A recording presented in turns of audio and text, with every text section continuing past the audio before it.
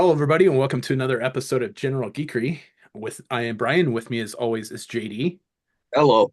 and we have a very special guest with us this time, as promised, which is kind of a new thing for us to like put out a regular show on a regular schedule with regular guests. And we have Mark from the hottest customizing business going right now, and from Gridiron Studios. Mark, thanks for joining us today. Thanks, guys. Thanks for having me. Yeah, dude, this is awesome. Remember last week when you posted those mech legs for the for the flight pod? That was the first and only time I ever regretted that I did not buy the gray flight pod. Oh yeah, So I'm like, well, because I have a Python version, but I'm like, well, boy, I really need the gray one now, don't I? yeah, yeah. Yes, yes, It's funny because we had so many. I'd done a podcast about 2.5, 3 months ago, and I slipped a little thing in there that just said you're going to want to make sure you get bubbles, and so it oh, hasn't stopped nice. for months. When's the thing with the bubbles coming out? And we have. There's actually a pretty big plan here, and this thing was just really the beginning, but Wait, it's tough. that's just the beginning. Oh shit, Mark, what are you trying Oh, to do? dude, this is literally like this was almost a side thought, if you can imagine. Like the when we Oh, were looking at it, we were developing the legs, and man, we looked at this and we're like, man, we gotta take care of business. So yeah, I no, mean, I'm that's like, fantastic. they're like Veritech, like Macross Veritech legs totally, man, on a I'm an old flight pod. Robotech guy, so I'm like, I don't know who came up with this, but I need them. I need them. I've already ordered mine. I've already ordered my set of Um, legs.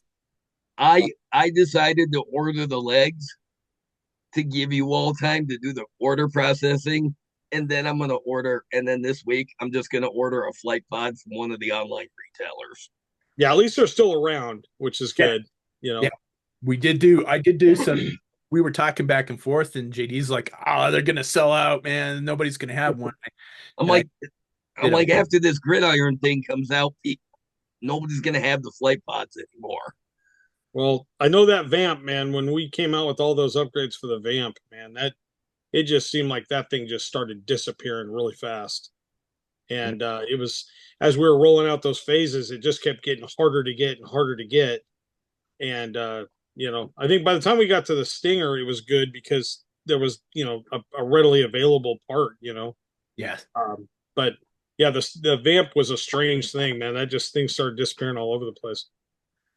Um, and that teaser image from New York Comic Con that it's like this big, and it looks like the top of a tire and like some roll bars or something, and I'm like, okay, I'm pretty sure that's the Ostriker, Mm. and I'm pretty sure Gridiron is already working on expansions for it. So, And let's say kind of our own.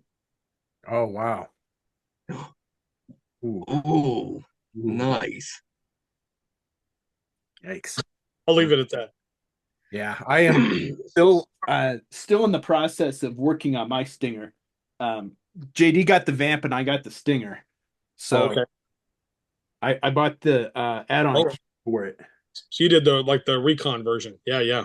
Do the recon version. I've wanting to get the tires for it, and then I'm going to get one of the drone uh Oh, toppers for it. yeah, But it's crazy the tires, man. We just did we had no idea the impact of that. We knew the look, we could see it in the studio that it definitely needed an increase, and it didn't have to be a gigantic tire. It just right, had to be a little bigger and a little wider yes, and a little more aggressive, right?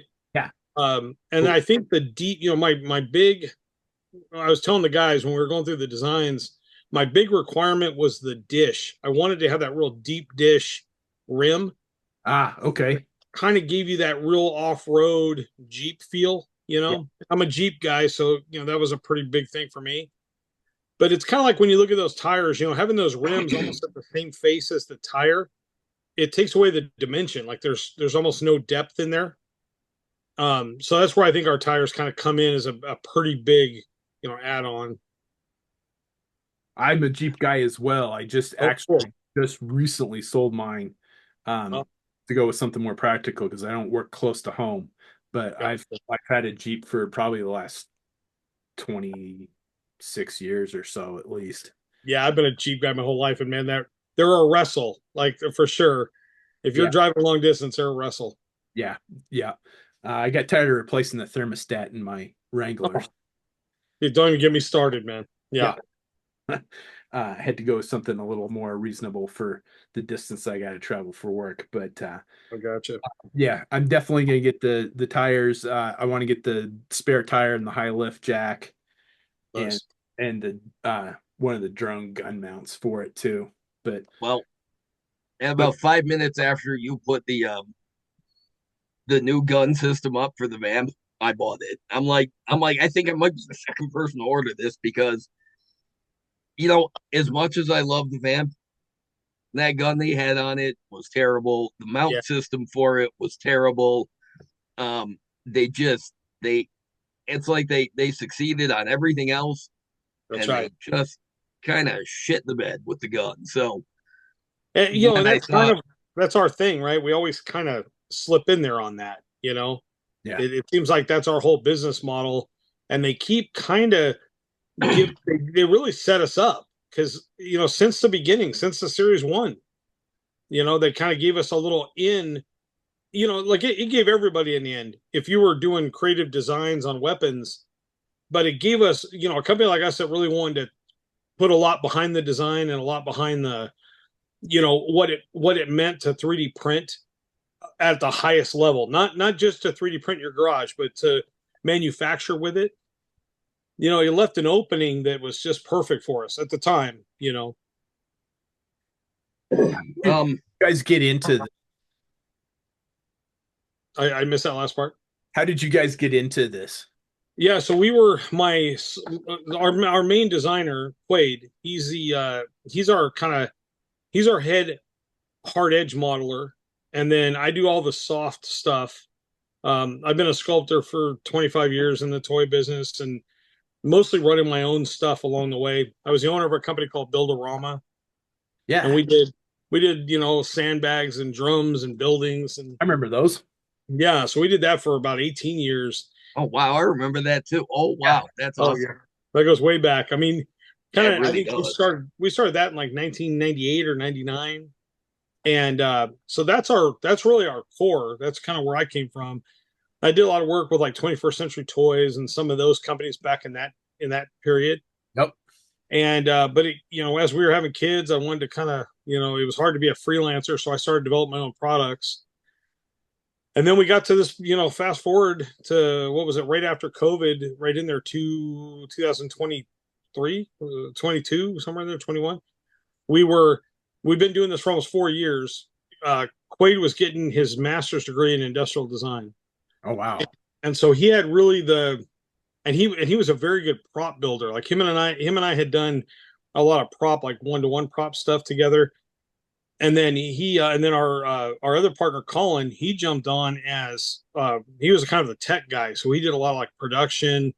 Really, I call him kind of the whisperer. These machines, we run a really good batch now. We run probably 120 some machines or whatever, and they're all like, I mean, our Wow, failure rates are very low.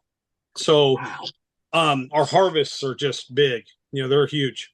So basically we started the business, and I looked over at Quaid and I was like, what are we going to make? What do you want to do? We set the shop up. And we kind of looked at each other like, well, there's this window. And I asked him, can you make an AR receiver? Because I was a sculptor, but hard edge models had always eluded me because in my experience and in the past, it was all, savant and wax, and we were all doing like carvings basically. And but to get to like a really nice hard edge model, you just stayed away from it. It was always a mess, Yeah. unless it was going to be machined. And he whipped out an AR. It was an AK receiver, and I looked at it, and it was flawless. Like it was perfect. And Nice.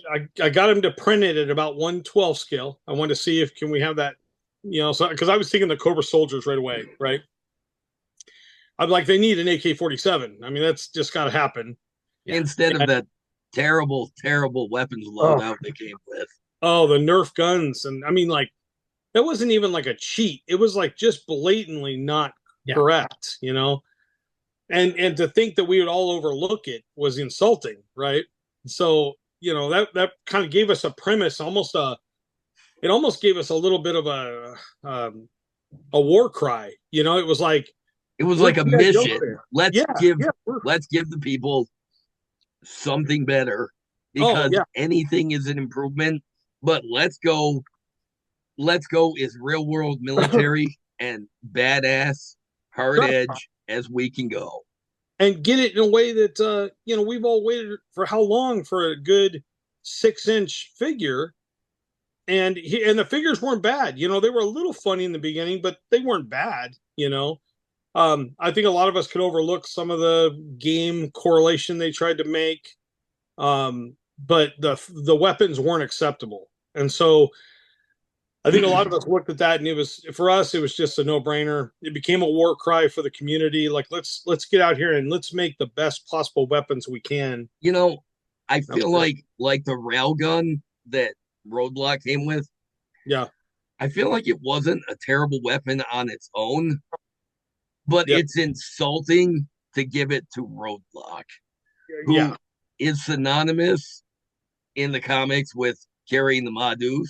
exactly. And in all the media, you see him, he's a heavy machine gunner. The railgun would have been fine for another character, maybe later on, but Yeah, you can't. That's just wrong. it's It's just just wrong. wrong. Yeah, and you also that kind of weapon you can't put it with a base item or a structural little diorama piece, but to give it as a Something that it character plugs weapon. into might have Yeah, been kind of cool, but as yeah, a handheld weapon, and it's you can't goofy. call a character weapon, man. You know how it is with us, especially if you guys are avid Joe fans, and I assume you are, Oh yeah. you have Eco to. Warrior tattoos, Yeah, GI yeah, Joe Eco Warriors, and that's yes, what I'm we both talking have the about. Arashikage. So, Nice. So you're in. Okay. oh So yeah, so the whole thing is that then you understand when we talk about making, like, people always wondered, the loadouts are really what set us apart from a lot of the other companies. And for us, the loadouts were such an important part of it because the characters to us, especially to me, and I'm 53 this year, the weapons were so important as a kid. They just, the accessories were synonymous with the figure. You know what I mean? Flint's shotgun is everything It's for me. everything. Yeah. So if you get that, then you understand it becomes insulting when you come out with a Flint that doesn't have that shotgun. Right. No, That and doesn't, you there has know, to be something in there. I don't think the high tech shotgun he came with the breakup, I don't think it was terrible, No, no, no. but not as his main weapon. No, he's got to have a shotgun. Yeah. He's got to have a handheld shotgun with with the curved end on it, and it's got to look classic. Yeah. And it's got to have, to me, like, and this, I go a little further with this stuff. I mean, I understand like real world applications and all that, but it's important to me. Like Flynn had to have a green shotgun. A Like green shotgun, yes, it's just yes. important. I think if they made the shotgun he came out with green, I probably wouldn't have even had that much of a problem. But I needed to make it. If we're gonna make it, let's make it how it should be. And then I just kind of kept going down the line, and you start realizing, man, that some of these weapons are just so vital. They have to work. In there has to be a concert going on. With these figures, they really have to all have this right equipment. Yeah. You know. You know, I really like the Flint loadout you did because it included the pilot stuff, Oh the yeah, helicopter stuff, because exactly. The warrant he's a officer. warrant officer. He's a helicopter pilot That's right. They don't talk about along with being an infantry guy. So yeah, give him a flight helmet, give him the accessories so he can do that job, and throw in a badass shotgun with it. it. That's right. Yeah, Right. I'm Flint's one of those characters that I'm very he's got a he's got a very distinctive presence in my head, Me too. and anything that goes against it, that kind of I'm like, yeah, he's got to have the shotgun. He's Yep. got to have the he's got to have the grin on his face.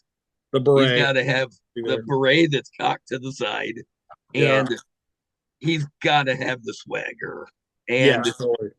and the figure as is, that like mine, I switched my head the head on mine out with the Superman figure Oh, because I'm like, he's got to have the jaw, he's got to have the look on the face. that's So right. and then I gave him the loadout that Gridiron did. So I'm like, okay, he's Flynn for me now, finally. That's awesome.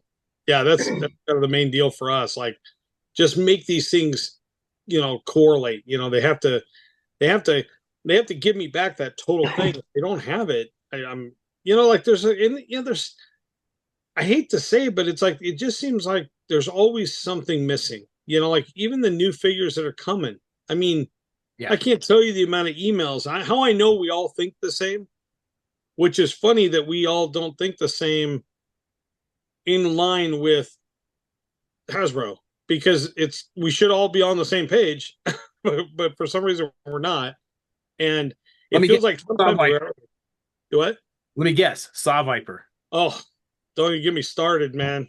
Does that Please look tell me familiar? you're already working on a new weapon system for that because I know what they're going for, Yeah. Yeah, but they It doesn't work. they are so wrong in every way for it. dude. Uh, There's a couple things that are bugging me. Well, number one, like we had already come out with that chain gun a long time ago with the chainsaw attachment and all that stuff. And so I see that, and that's always a bother. But it's like I look in, and I'm always like Alpine. Like, how do you make an Alpine figure without a backpack? as soon as I saw those first pictures of Alpine, I texted Brian and I said, Gridiron has got to put the Alpine set back up. Oh yeah, How do you do Alpine without a backpack? How do you do Alpine with generic weapons? And I swear to God, 10 minutes later, the Gridiron website got updated with the loadout for Alpine again. oh yeah. I got my order in Good. now. I'm just waiting on Amazon to to to deliver Alpine to me so I can re-equip him with the proper kit. And he's going to look good. I think the figure doesn't look bad. So I was like, I that's think the exciting. figure is great. I Yeah, think the weapons are absolute garbage.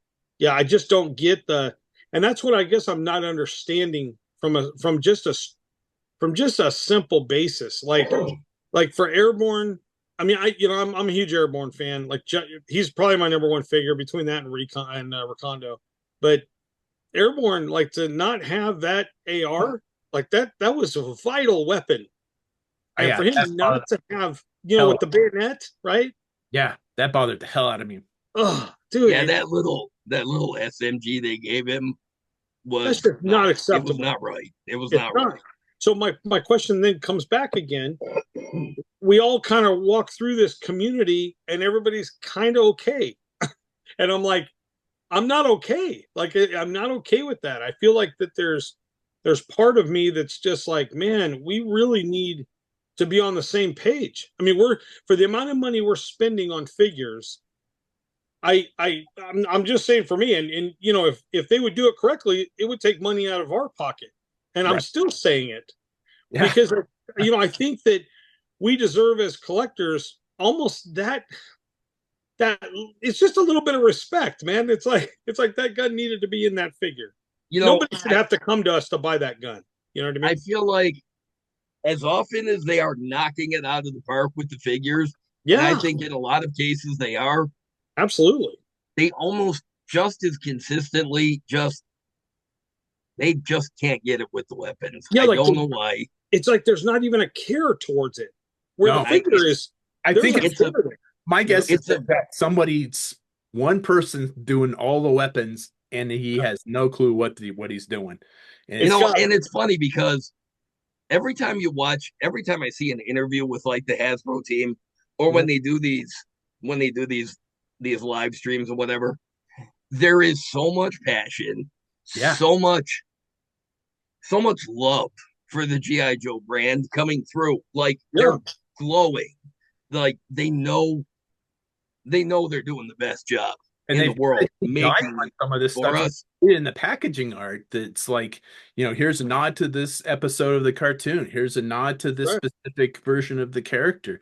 They've done their homework on it. You can't say that it's ignorance on these the No, people. like even like rock and roll, like the a little bit of reincarnation of what that was awesome, And I'm I not all love that about figure. Yeah. yeah, and I think the tattoos were appropriate. I think there was cool. It was a cool way to take him to another level.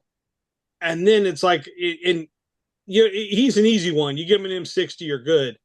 But it's like it just seems like some of these other guys are just not, for some reason, just complete. You Like know, the new retro Cobra Soldier. I don't understand. I understand the little cartoon, SMG, but I Brian don't hates that gun. understand the Every sniper rifle. time Brian buys a Cobra figure that comes with that gun, he mails that gun to me because Yeah, I tend to repaint them in whatever color goes with the because I like the cartoon tie-in, Yeah, even yeah. if they're not armed with them. I like the idea that Cobra issues all of their people these terrible little laser SMGs. Yeah, yeah. yeah. And I know that they're goofy, I but can't do it. I've got to have a pro Real quick. for I my. get um, there were things like the retro um the retro snow serpent. yeah. Finally, I thought, well, they'll maybe they'll give him the iconic weapons there. Yeah. They did not. Um, My mind that they didn't do that. Even worse, they go and they make a retro eel that looks like the first eel they put out, and they don't even give him the classic backpack there. Yeah. Um, I just there's Weird some choice. really odd choices. Yeah. And I don't think it's like one of those things where we appreciate it because it keeps us in business. Right? So I it's would all good. imagine, yeah. Yeah, but at the same time I'm an avid collector, and so I feel the same pain everybody does, and I at some point I just it's one of those things where it hips me, man, because I mean this is a labor of love for us, man. I mean I really enjoy enhancing these figures, and I really enjoy it. So it just feels like like that Cobra Trooper. He really whether you want to give him a Dragonoff or not, he really should have at least come with an AK-47 or something similar. Yes. It's just all Um, that stuff kind of bothers me. I mean, well, that's how I bait like budget for the classified figures that are coming out. It's like, okay, I don't need that one. I don't need that one. I definitely need that one, and then I'm going to have to get some weapons from Gridiron for him too. So I need to budget that in there. Yeah, and I mean we're extremely thankful for that, and it's at the same time I wish you didn't have to.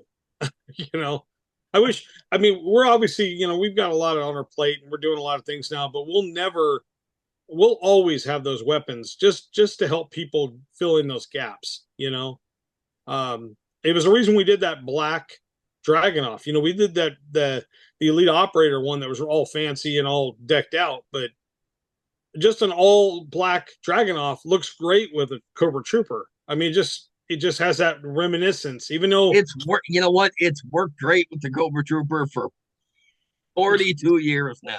that's Um, if it ain't broke, don't that's right, man. And sometimes it's not even that. You think about it, it's not really a practical gun for that, No, but but it's synonymous with the coat not in the all the way back to the Hector Garrido art.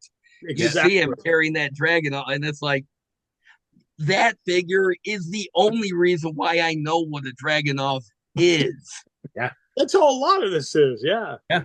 Um, I don't.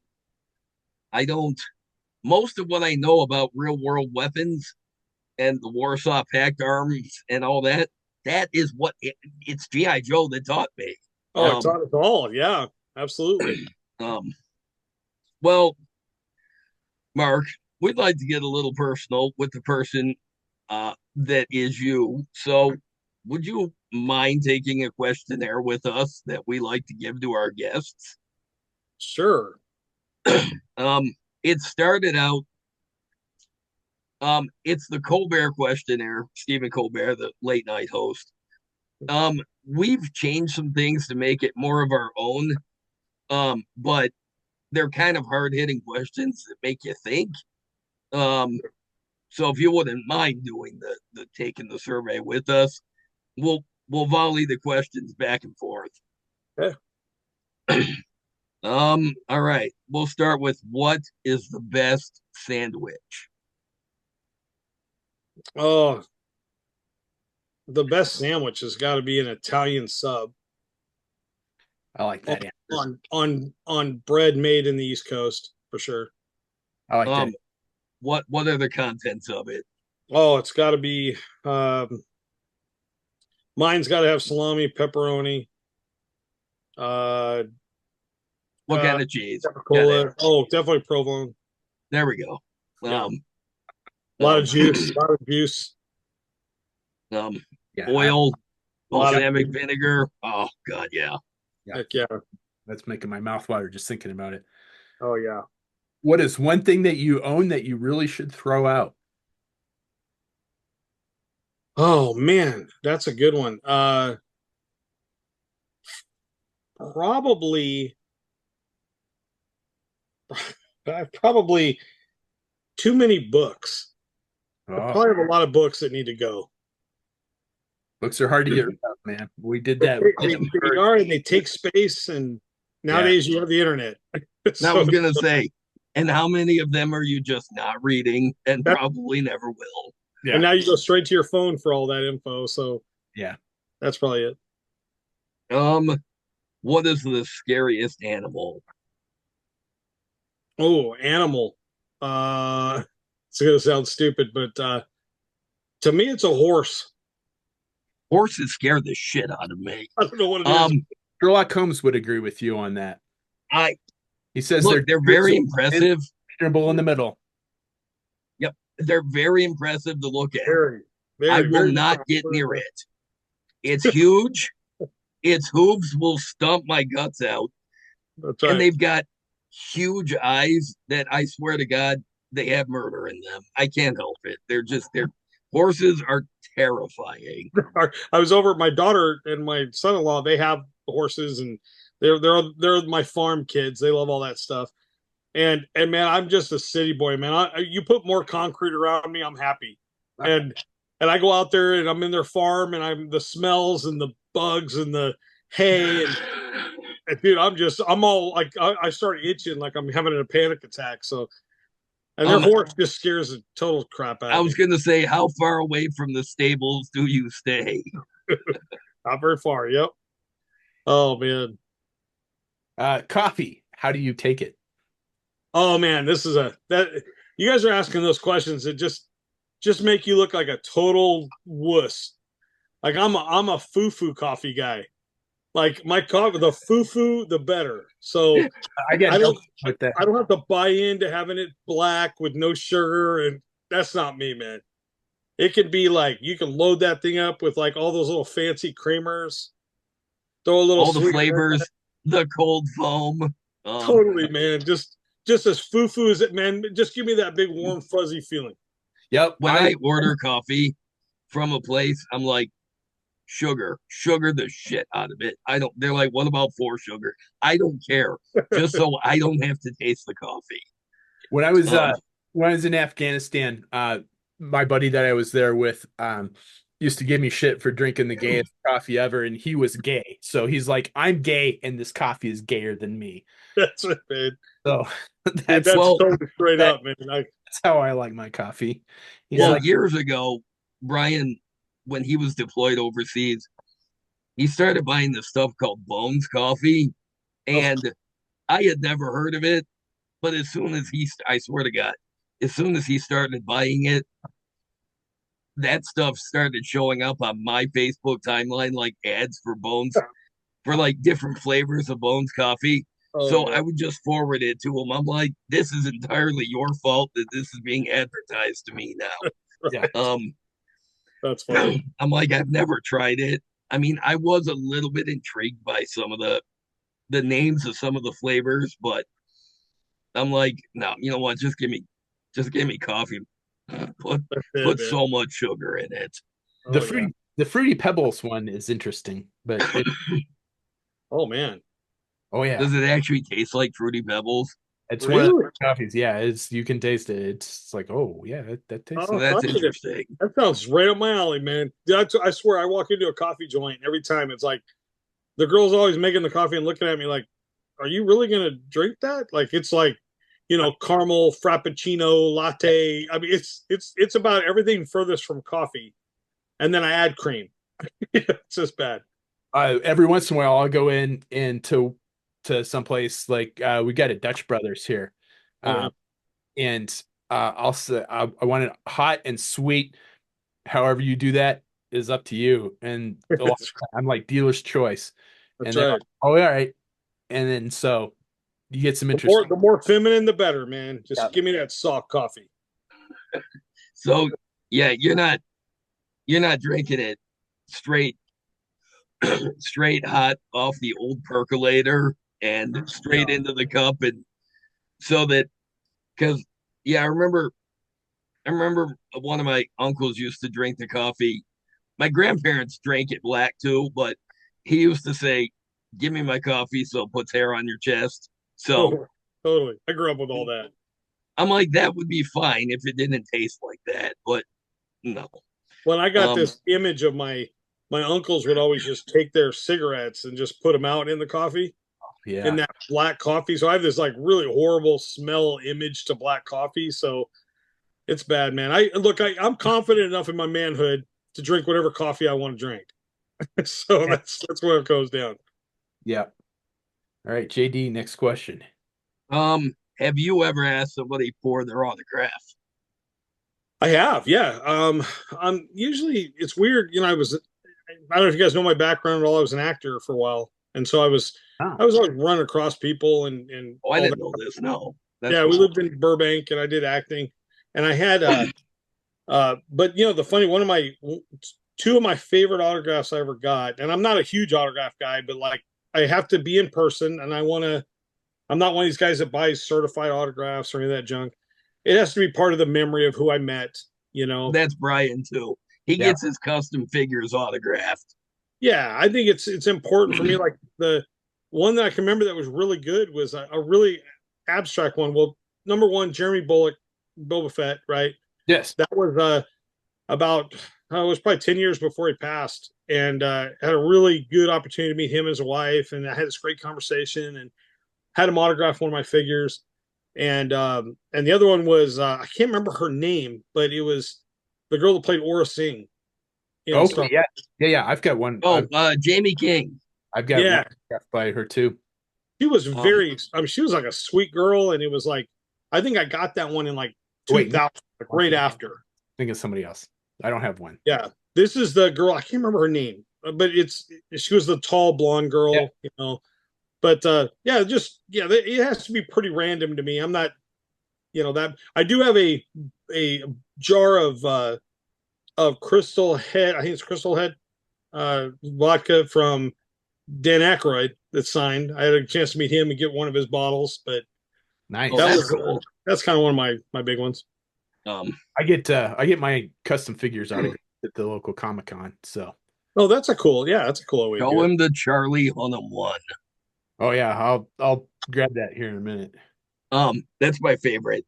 Charlie Hunnam geeked out. Like he wrote this crazy dedication to Brian Yeah. on the yeah, like he was like, I wasn't there, but when Brian told the tale, I'm like, yeah, I can imagine it. I could picture what it would have been like to watch him react to that. Yeah, I brought up the figure and Charlie Hunnam's like, well, this is pretty cool. I'm like, yeah, And he's like, "You made this?" I'm like, "Yeah, a buddy of mine printed the head for me. I did the figure, I did the water slide decals, printed those myself. I did the painting, I did the graphic art, printed Oh, it, assembled it, and it's on I've carded it, and it's a window back card, so you can see back of the figure through the card." oh, that's cool. And he's like, "This is amazing." He's like showing it to everybody. He made this. Nice. And then That, yeah, just wrote a ton of stuff on the card for me. So, oh, and then that's I met Adam Savage this year. oh, You that's made his Instagram page. Yeah, his nice. he took a picture of me with the figure and put it in his social media for the day. That's awesome. Yeah, so it's pretty cool. I've gotten some really interesting reactions.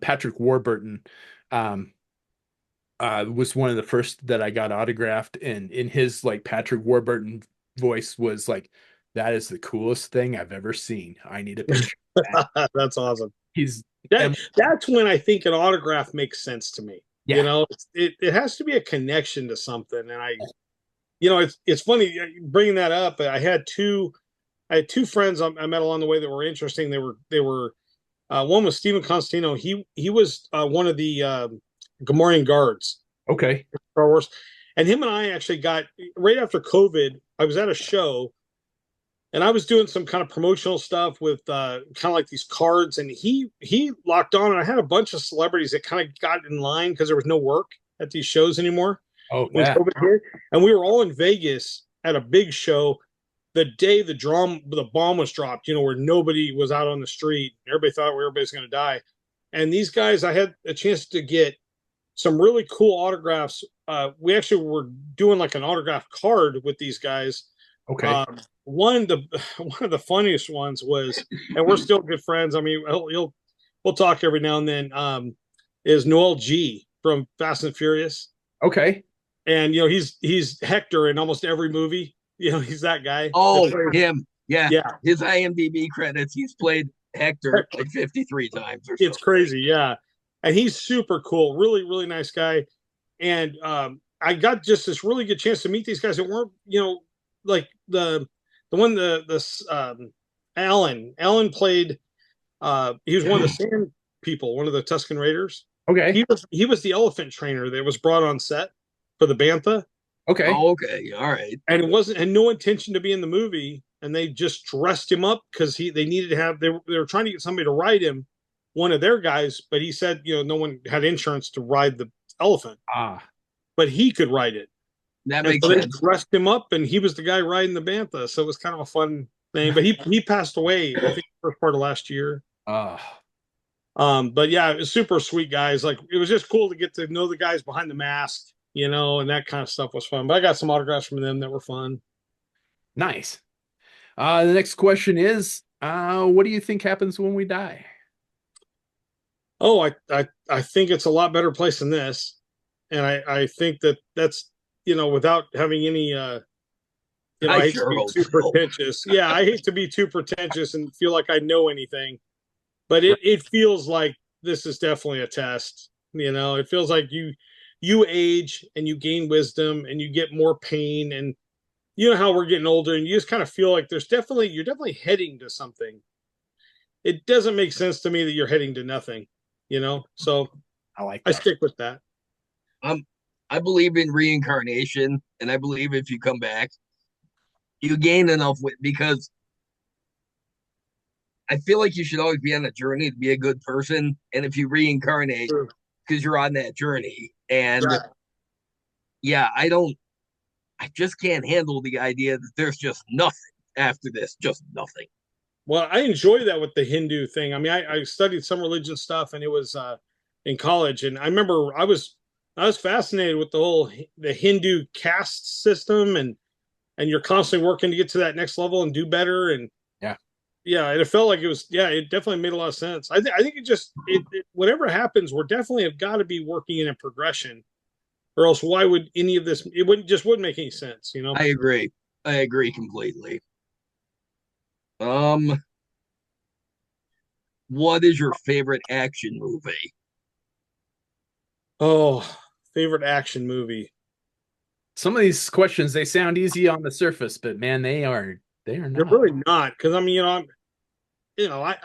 I love Die Hard, right? That's a great movie. But man, if I think of action, the funny thing that comes to my mind, which is going to sound weird, but it's like what the Guns of Navarone, Oh, like, yeah, that's a classic.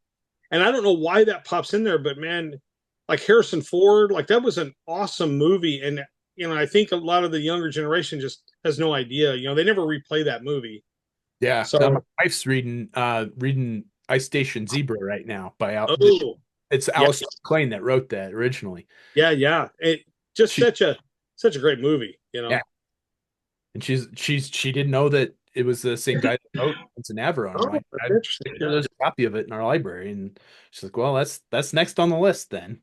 Yeah, I have a hard time watching Indiana Jones and not feeling Guns of Navarone. Like when they're taking him to the island and opening the ark, that all feels similar. It does. Yeah, no, I'd agree with that.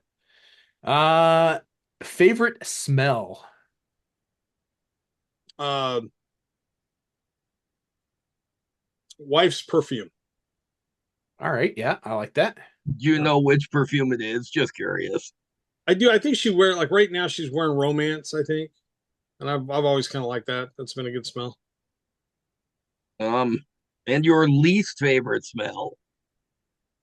Oh, got to be horses.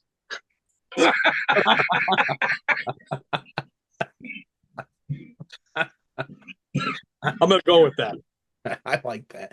All right, that's funny. Yeah, that's a good answer. What was your first concert? Scorpions, seventh grade. Nice. That's one I have not had the pleasure of. Oh, I've seen them like I think I've seen them 6 or 7 times over my life. I got the pleasure to see the final concert, or at least one of the final tours, which apparently is holding up. They haven't done it since, but it was the at Staples Center in LA, which was awesome. Okay. Oh, yeah, I'll bet that was fantastic. Very, very good. My wife and I talked about going to see him when they did their residency in Vegas, but Oh, yeah, that would be good. yeah, we just didn't have it's couldn't make that happen. Yeah. Soda or pop? Soda. No, it's pop. But It anyways, um, was in my part of the country. It's soda. Yeah, it's soda. This in the West here, man, it's definitely soda. Yeah. no, it's pop, and you're both wrong. I'm sorry. Um, What is the Brian, most used app on your phone? Oh, Instagram. So Okay. far. Yeah, fair enough. Just part of the business, I think Yeah, that's just absolutely. all. Yeah, absolutely. um, okay, Brian, you changed this question, and I was unprepared for it. What song plays when you walk on screen? What the hell? I didn't realize you changed that question. Yeah, I had to do Um, that because it wasn't working. So that threw me off. Um, I'm like, this one makes more sense. What? I guess reframe the question. So I when guess you that's the question. as an actor, when you walk on screen, what Okay. what music plays? What song plays? Oh, If you ask my wife, it's an AC/DC. It's Shoot to Thrill by AC/DC for me. no, man. For me, it's definitely it's gonna sound funny again, but it's Tom Petty, Okay. and uh, yeah, it could be probably one of three songs, but I think almost always it's I'm drawing a blank right now. Last Dance with Mary Jane. No, it's the song from Jerry Maguire when he's in the car and he made the deal. Oh boy, I haven't seen that in forever. I Gosh, haven't seen that in years. I'm trying to remember. Remember? yeah, it's the popular one. It was a pretty normal mainstream one. All right. What number am I thinking of? 7. Nope. There is a right answer to that, but I can't tell you Nobody's what it got is. that. Nobody's Okay. gotten it yet. I don't know why Um, that question would matter, but let's keep going. Describe the rest of your life in 5 words.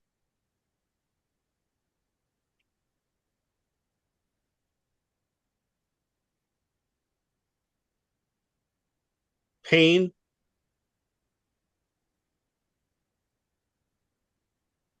kids, journey,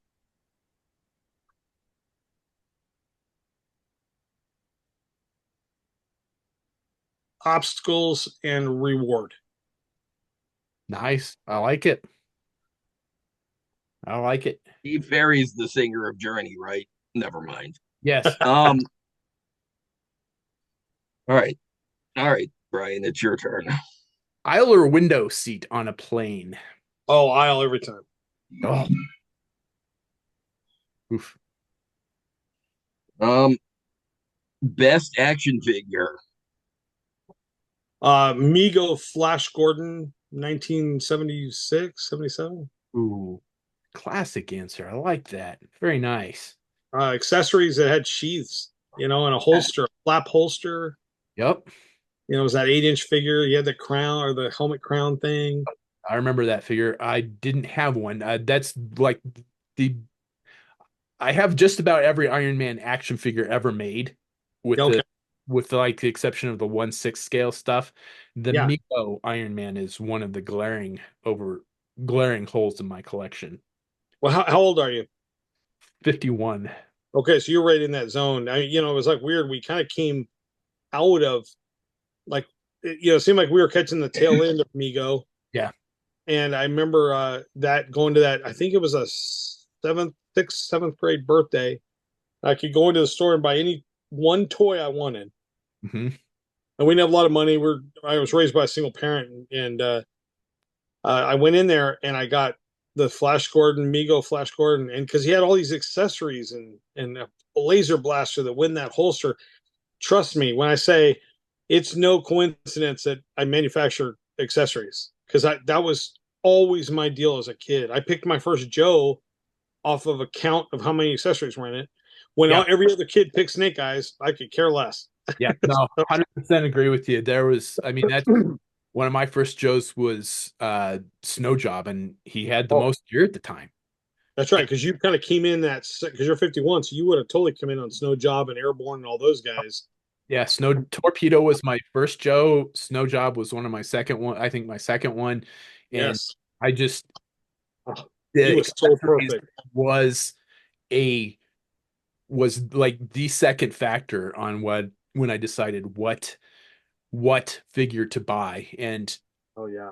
my perfect figure is when that figure can hold all comes with a bunch of accessories and can hold all of the accessories. Yeah, and all the checks were marked on him. I mean, it felt like we had this Arctic thing we hadn't seen, so the color was cool.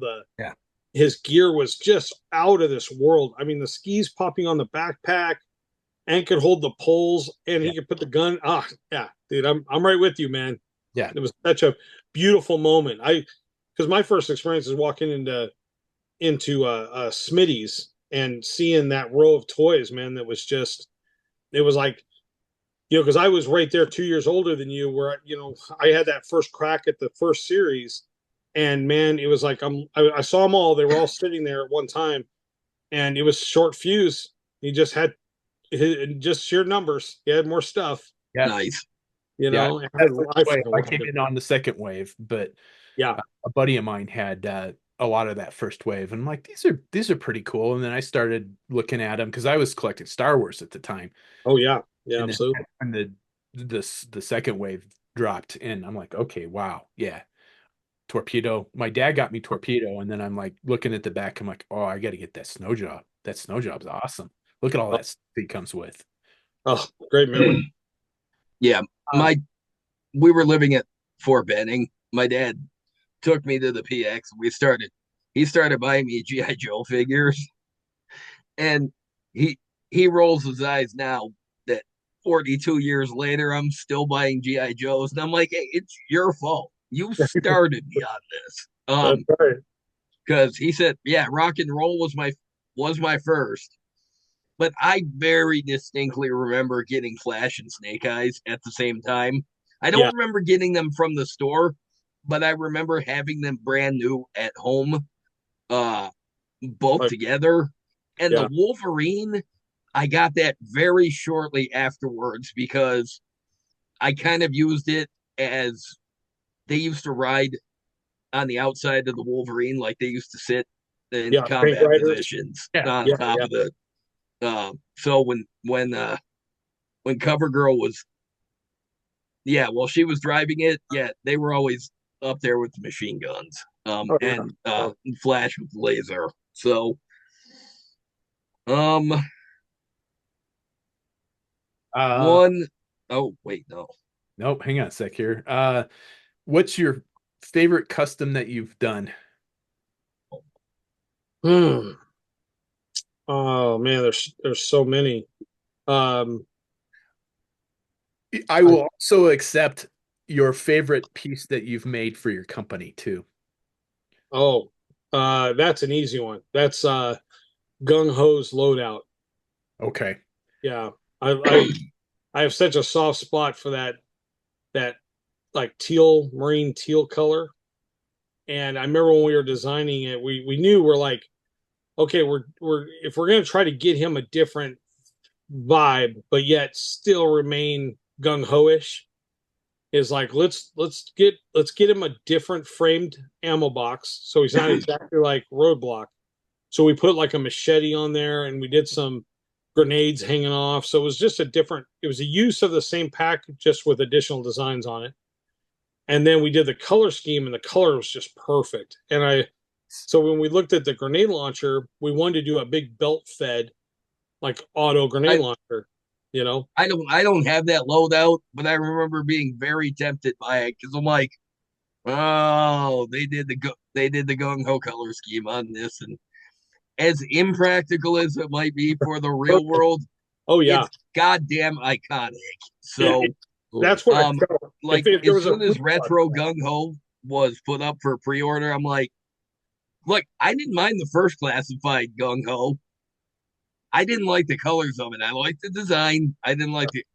If Yeah. they had put that first classified Gung Ho out in the retro color scheme, I would have been just fine with that.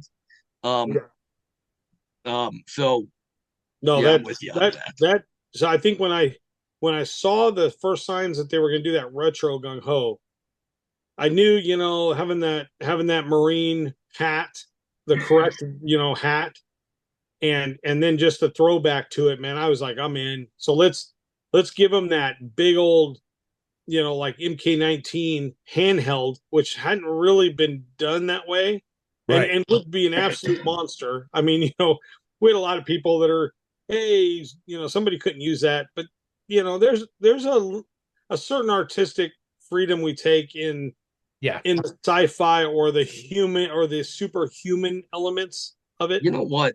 You know, A real person can't hold up an oh, M2 Browning oh, and Right. no, dude, fire it off the hip. Okay. yeah, But the fact is, we accept that Roadblock can do it. Well, damn it, Gung Ho can hold an MK19.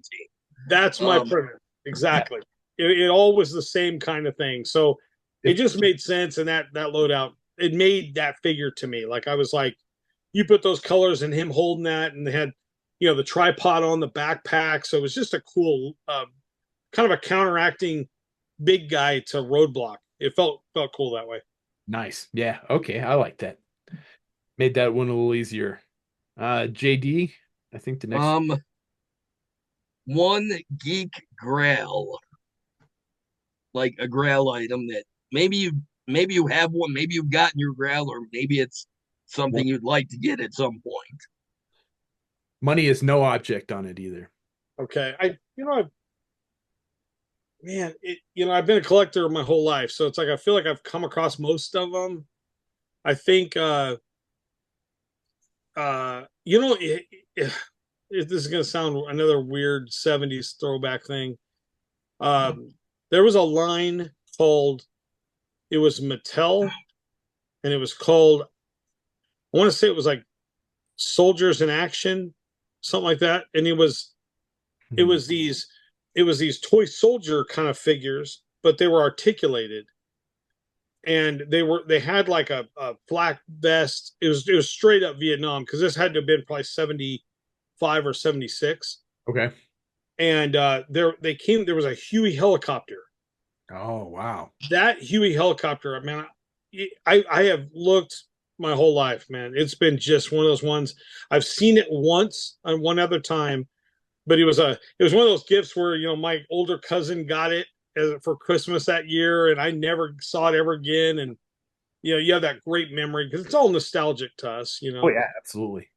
But that had to have been my first kind of that led me straight into those like Sergeant Rock figures, because I think those were definitely a gateway to a lot of Joe stuff. I mean, Buck Rogers and Star Wars, all that similar thing. But I got two. I guess my other one is the play set to the Gabriel Lone Ranger set. There was a play set. They did kind of a cardboard play set. Oh, it's like a town, wasn't it? It was a town. Yeah, it was like the sheriff's office and the stuff. Yeah, I remember the ads on the back of the comic books for that. Yeah. And I've collected all the figures. I'm a huge like 4-inch Gabriel. I don't think people give that line enough credit to what they were doing at the time. They had articulated knees for the horse riders. Yeah. And then they had weapons that went in holsters. Once again, you never saw that in the late 70s. No, you didn't see that. I mean, until the 25th anniversary of G.I. Joe. Exactly. Yeah. It almost didn't even make sense that, like even like Tonto, they gave him like a holster for his pistol with a separate colored handle. And these are 4-inch figures that, it's mind boggling at the time. And they gave him that little bone handled knife with a sheath on his other leg. There's no reason why Han Solo couldn't have had a working holster at the same time. So, what? There's no reason why the first Kenner Star Wars figures couldn't have had two functional hands either. Yeah. I don't know why, but there was always one that was like this or like this or like this, and I'm like, what the crap? Yeah. Are you a Doctor Who fan? An 80s Doctor Who. Okay, so Tom Baker, I think is who it was. Yeah, Tom Baker. So that's kind of like this question's kind of on the bubble for us because we've had some people that have been huge Doctor Who fans, and we've had some people who are like, "Who's Doctor Who?" So Yeah. the question is, who is your doctor, and is that your favorite doctor? Yeah, and I think for me, I was never an avid Doctor Who fan. What I really tie the memory to is Hitchhiker's Guide to the Galaxy. Okay. Oh, okay. And Doctor Who came on before that. I think I kind of got into the show a little bit during that time because of it. So I have a good memory of the TARDIS and all that stuff. I don't think I even understood what was going on most of the time, but but I do have a the good people making that show. I don't think they understood what was going on most of the time either. Yeah, and I felt like it was a good show. There was cool stuff happening, but then Hitchhiker's Guide to the Galaxy was kind of mind blowing at the time. So, yeah, absolutely. So yeah, we're kind of on the fence on whether we're going to keep that one, but we haven't come up with something new yet. Yeah, it is usually a weird yay or nay kind of thing. Yeah. Yeah. I didn't know what Doctor Who was until Christopher Eccleston had come back as the Ninth Doctor and revived Doctor Who. So I'm definitely from the latter era. Yeah. The earlier episodes I've watched, they don't have the same frantic energy that the later stuff has, and like it's a little more slow paced, a little more. I love classic Trek, like the original Trek is as campy and cheesy as it can be, and then I watch like the Doctor Who stuff from the same era, and I'm like, it doesn't have the same energy that even Star Trek had. But all right, so the last question is your favorite music soundtrack.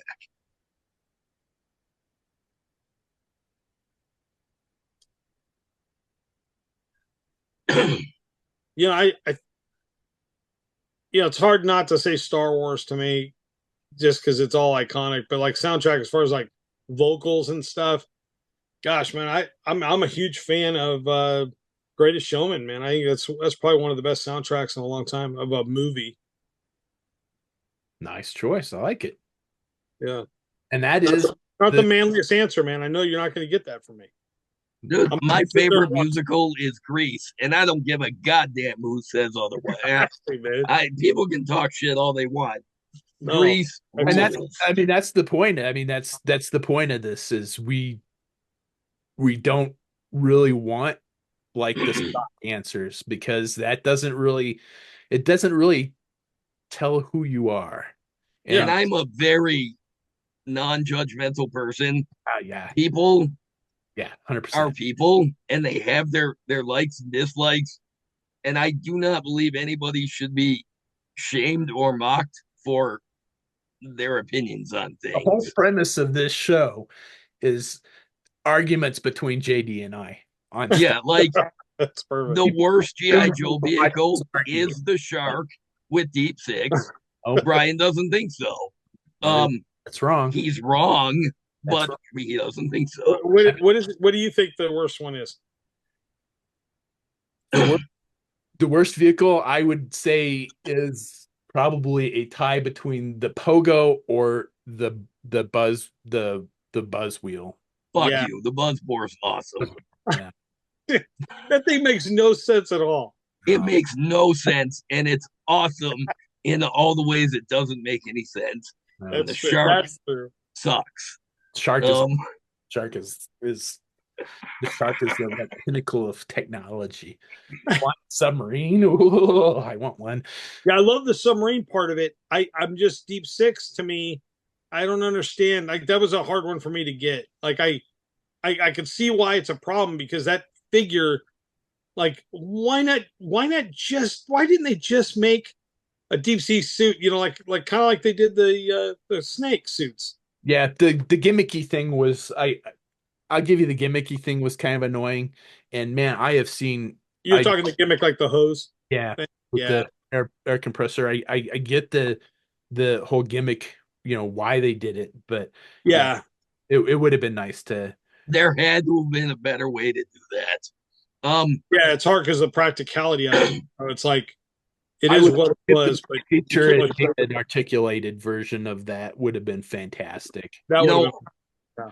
And I've I've seen seen some someone really cool customs, yeah, classified scale customs of Deep Six and they're in quarter scale. like the dive armor, but it's got all the articulation. And whenever they get around to doing Deep Six, he better have full articulation and just less. It's not even just the articulation. The original Deep Six figure just stands there and looks dumb. But then the shark, I don't like it in any color scheme it's ever been released in.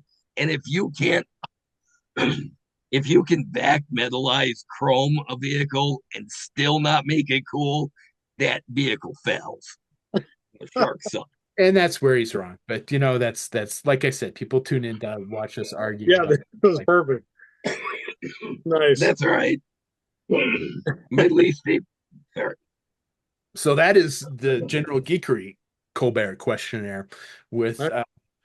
props to Stephen Colbert for putting us onto this. JD came up with this and um he's like I want to do this on the show, and so we did it to each other, and then we got like a huge response to that, and Yeah. so we started doing it with all of our guests. And Yeah, his wife came home from work one day, and I'm like, "Ooh, she should take the questionnaire too." no, Um, I made my yeah. mom See, watch the I show. went on a. I work from home, and I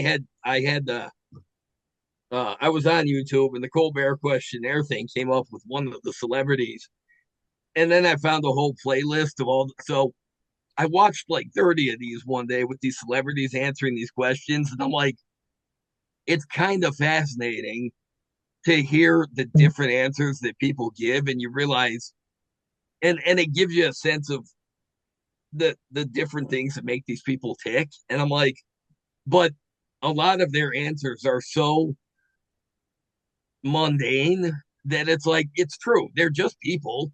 They're Yeah. people with interests and whatever, just like the rest of us. And I tell you what, that scariest animal question, I can't tell you how often spiders, bears, or snakes come up as the answer. But Nobody but me and Mark has ever answered horses. I swear to God. there you go. Yeah. So I mean it's I think it's I've always tried to we've always like picked and choose stuff from other shows that we've liked to incorporate into this. I always try and do the news similar to like how Top Gear guys used to do the news on Oh, there, where they introduce something and they make some jokes about it and yeah, yeah. talk about it, and you're like, oh yeah, no, that's pretty cool. And so we always kind of do the news like that. So toy news and then yeah, the Colbert questionnaire just always seemed to make sense. Well, the other day, Brian Brian texts me. He's like, "You're doing fucking Crystal Ball before the Night Viper." Well, on the episode we did later that day, I told him the reason is because they know they disappointed me with Raptor and that turbine backpack, I so they like decided to make it up to me by doing Crystal Ball. Yeah, Um, how about make it up to you by doing short fuse or flash um, or Flash is he was he's long been on my list of characters on my wish list that I wanted to see classified. But as they've been knocking out different characters, he keeps coming up on the list, and I think he's like number 4 at this point. And we know he's got to be in the pipeline somewhere because yeah, Glenda comes with his gear. yeah. totally. So Yeah, we I'm see it. like, there's no way that they're not doing Flash at some point. Yeah, They yeah, just need to fucking announce him already. Damn it. yeah. Um, I and just the I I have a can't theory get I'll the come out short on fuse so part. far. You What's know, that? like short fuse. Like I don't get the. I don't. I guess I have a hard time with get the. I understand they're trying to stretch all this out and make this thing last as long as they can. So I get that the longer they wait for those real solid, core pieces of that original, lineup, I get that that's going to be an issue. I Uh, do feel like you're right though. They need to do the rest of the original 13. yeah, We've got uh yeah, I mean Grand Slam, they don't it well, first of all, when they do Grand Slam, he better be the silver pads version, none of this red yeah. pads version nonsense. Silver. But they need to do Flash so they Well, can do Grand Slam, and they need to fucking get Short Fuse, Zap, and Hawk out of the way. They need to. well, it doesn't make sense. The thing is like to see. I mean, really, even seeing uh, what's the the one that just came out that's hitting right now, the jump pack. Oh, the Stardust. Starduster. Yeah, just the fact that we're seeing that before any of this other stuff, and I get that you're taking Duke's body and you're doing the jetpack's already there, but I mean, if the jetpack's already there and you already have this other stuff, just get on with it. Like get on with it. You can always come out with that down the road, but I know they stick these things in here and it's I guess it's a good strategy in the sense that Keeps they're you coming back. probably yeah, they're probably locking in their longevity instead of causing everybody to blow out early and then not care to keep going. You know, it keeps some of the old guys really locked in because I'll be in until all that stuff happens. So Yeah, they've definitely. I used to call it the Wave 4 syndrome. Where they would put out toy toy lines and Wave 4 would die on the shelf that's right. or wouldn't make it to the pegs, and they've definitely skirted that Wave 4 syndrome. Yeah, And, with this strategy, yeah, yeah, and I think they've done that by picking and choosing what characters. I mean, you've got original characters that have not appeared in any other scale. You've yeah, gotten you've gotten someone from almost every different yeah, genre. GI yeah. Joe. All the eras, yeah, Yeah, which is just phenomenal. yeah, So I mean, Wait, you're able to they know where their base where their fan base is, and they're pretty. I got to give it to them for picking the characters. As much as Yeah. it annoys me that I still don't have a Night Viper in that Yeah, stuff. it's annoying to us, but Yeah, it's probably smart on their end. I get that. yeah. um, way back when Classified first came out, um, back in 2020, Brian and I put together a list of top 10 wishes for Classified. Now, I can't find half of my list was it's obvious they're gonna do these, but it's only a matter of time. The other half of my list was there is no fucking way this line's gonna have the longevity enough to get around to doing some of these characters. and we were wrong. Metalhead was on my list. Um, um, and I still can't believe that I know. Makes no this sense. line has been so successful that they've gotten around to later guys like Metalhead Yeah. and Nunchuck, I mean, and Crystal even Ball. characters like Kamakura, who showed up in a comic book Yeah, and then showed up in an anime, and he's had various, figures over the years. But for some reason, when the classified version was announced, I was still surprised, and I Yeah. think it's great that they're doing that. so yeah, no, Um, I'm not the big but of the scale, but at the same time, it's still GI Joe. Still the it's still reminiscent every time I get a new figure. It's like, man, I remember having this one as a kid, and Yeah. it's cool that they've updated it, or it's cool that they've kept it as close to the original as possible because I like both, so it's I really applaud the character choice, but at the same Yeah. time, give me my fucking Night Viper. um, I mean, the top of my wish list now, we've got Slice and Dice, who are my favorite ninjas in the whole line. We got Flash, and we got Super Trooper. Now I know. Back when he made my wish list back in 2020, it was a pipe dream. It was ridiculous. There was no way it was ever going to happen. Now, I'm pretty sure it's only a matter of time Yeah, I think until Super Trooper gets Oh, it classified. is. Yeah. Um, Also on my list was the Lamprey, Yeah. and I'm pretty sure that's only a matter of time too. Now, I'm not buying the huge vehicles. I don't have a place to put them, Yeah. and budgetarily, I can't do it. I can't do a classified his tank. I can't do a classified dragonfly. But at some point, they will do a classified moray. I don't think it's an if. I think it's a eventually. It's a guarantee. Well, the lamprey will probably come with that, which is fine because I can buy them off the secondary market. But of my list, it was almost immediate that like Spirit, Stalker, Rock and Roll, Lady J, Serpentor, Zartan. I mean, they were all announced within the first 2 years. Yeah. So the rest of my list is really just ridiculous things. But I mean, I even thought, look, one of my favorite obscure Cobras is Rip It, the Hiss Tank driver from 2000. And I thought at the time, there's no way they're gonna make Rip It. And then there was a classified Hiss driver, and I'm like, all right, well, there's gonna be a Rip It at some point. I don't think there's any Joe figures at this point that we can write off and say it's not gonna happen. Maybe not hard top, but the GAN, but I don't know. Who knows? Yeah. If somebody at Hasbro is a big enough fan, maybe. Yeah, I don't think anything's out of the realm of possibility anymore. That's true. I am constantly impressed with the passion that they put into this line, but why can't that passion go to, I don't know, the weapons?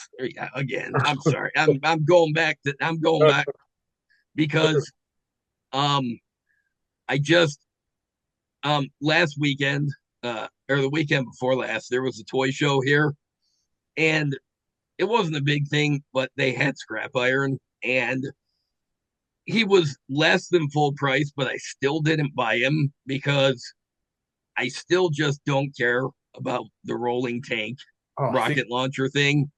I think it's awesome. I think it's one of the best accessories ever. It's one of those things where I think it's cool, but I don't care enough about scrap iron I had to to make get it. 18 scale. Um, wait, what's that? I had to make it in 1/18 scale. Um,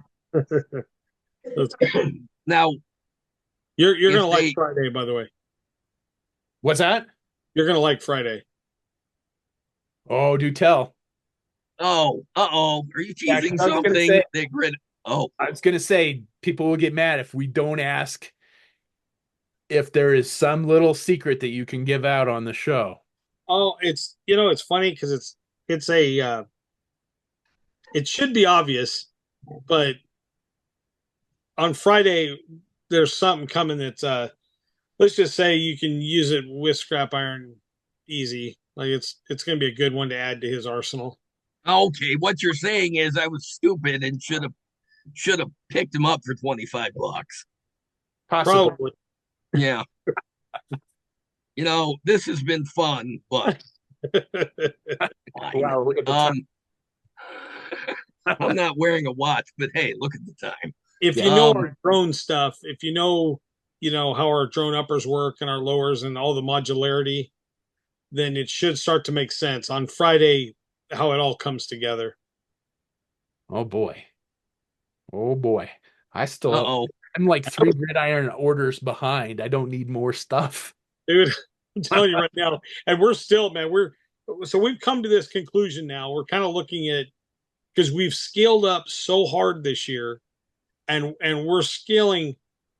It's good we did. I mean, we've almost doubled our output and we still run about 15 to 20 business days for processing. It's just absolutely absurd. I mean, we couldn't be any more grateful for the business, but Yeah, we love to see that though. I mean, there is not enough of that. I mean, between you and like Craniac and Spartan 118th, we love to see you guys doing I well. love the dedication of it. Yeah. You guys are constantly coming out with new stuff, and you're not just you're not just resting on what you've already done. no, You keep upping the ante. In fact, I meant to ask, like the Monster Force stuff, the Fresh Monkey Fiction stuff. yeah, You you're doing the weapons for those. How did that come about? yeah.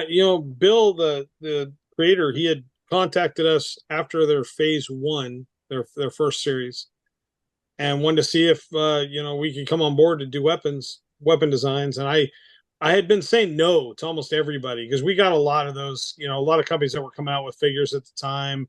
Yeah. And we were kind of getting, there was a lot of attention around us for weapons.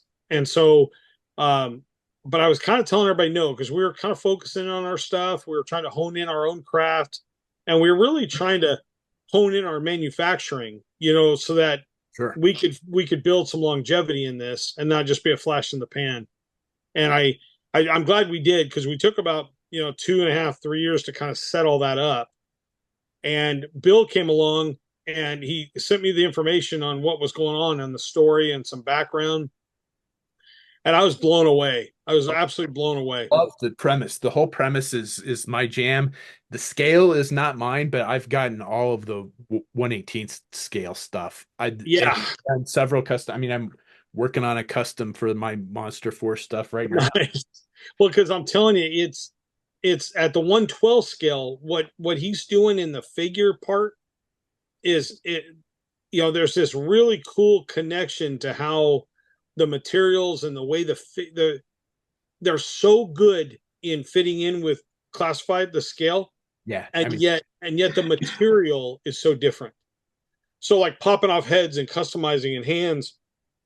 I mean, I was, a lot of people don't know, but the figure that we showed on the green, we did kind of a slugger, that our APC with the self-propelled. Oh yeah. The whole thought behind that thing was slugger, so Oh, we that went, makes sense. Okay, yeah. yeah.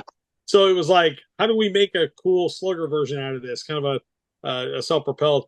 And so Thunder, if I was going to make a custom Thunder, and I started looking around, and we had that Televiper helmet that we had made in the past. And if I put an OD on the plates, it started to look very like a cool command helmet because of all the communication stuff. It has like two mics coming down and antennas and stuff. And that immediately threw off that Thunder vibe of, remember how he had that black visor with the earphones that kind of Oh went yeah, over the he's visor? an iconic figure. Yeah. Yeah. And it was kind of a unique, I don't even know if we ever saw that again. Did we, like, a double stack on the visor? It seemed like that was pretty unique at the time. I can't think Where of anybody else that had I think it was like earphone Thunder, tapped in, right? the only figure that reused it, well, there was the Sky Striker character, not the plane, the character in Tiger Force. He used Thunder's head. Yeah, So they reused the that gear for it. stack. Yeah, And and it was, then in 1998, in the Toys R Us line, there was the Mobat with Thunder Wing oh yes, and Heavy Duty, and he had the same 2-layer rig, but yeah, yeah, very it's unique. still synonymous with Thunder Yeah, because nobody else in the line, especially at that time, had. And Sunbow didn't always use the unique stuff from the toy line, but they did with Thunder. They used the helmet with the antenna and the visor in the animation model yeah, because even they knew that it was synonymous with it. yeah, and very Um, unique. I remember looking at that sheet, like the little catalogs, and I remember just thinking, oh, that was going to be one of my favorite vehicles. Just the gun on it was huge, and the figure was unique. And so I started looking at the figures, like when I was looking to customize, like do a quick custom, and they had sent me over a full set of that series one, just because we're involved and we're going to be doing some loadouts for it. Um, and we haven't really talked to. That's kind of a little drop. Is we're going to be doing some good character loadouts for that first wave of Monster Force. nice. nice. I love those Monster Force figures. I mean, yeah, it's just They're so good. I mean, well, I started playing around because I got them, quite a bit ago, and I'd gotten some mock-ups early on, some like tooling masters, but after the paints came back, I was like, man, that is something special. There is no other company out there doing what they're doing, yeah. and so I not only did I feel good about our decision to be part of it, but Bill's a great guy, and Big Bad Toy Store is a great company. They're just to be part of all of it has been really cool to us, and I'm looking forward to it because it gives us a chance to see our weapons tooled, which is really in our view is a downgrade to a certain extent Yeah. because we're very detailed and we have a lot of free floating barrels and things you can't tool that way. So we're excited to see what they do to kind of make it still a gridiron weapon, and then just the weapons packs and I tell you guys, man, the hands on those figures are unbelievable. I was looking at that figure making that Thunder, and both the left and the right arm had the hinge on the hand, and it's deep hinge, like so you can really hold an AR in that tight format early up high. Oh, Where nice. you can't ever with GI Joe, it's barely rocks at all. Yeah. So yeah, I've got a couple of the 112 scale guys sitting in my pile of loot. they're And good, man. there was just a couple that I'm like, it's not my scale, but I have to have Have to that. have them. The That the military ones. I mean, I'm into the whole story, but the military ones are just the Molly and the plate carriers yeah. and there's like the plate carriers have like three modular packs. So Yeah. you can set them up in any way you want and they stay in, they don't fall out. So yeah, Yeah. it's exciting to be part of it for sure. Yeah. Not to mention, I've And we had melon on one of them. So we had Bill on the show when the Eagle Force Kickstarter went live, and oh cool. yeah, when the original Eagle Force Kickstarter went live, and we supported him through all the troubles that he had getting that off the ground, and Oh yeah. we are so happy to see him succeed. And we, I yeah. Oh, he's a great guy.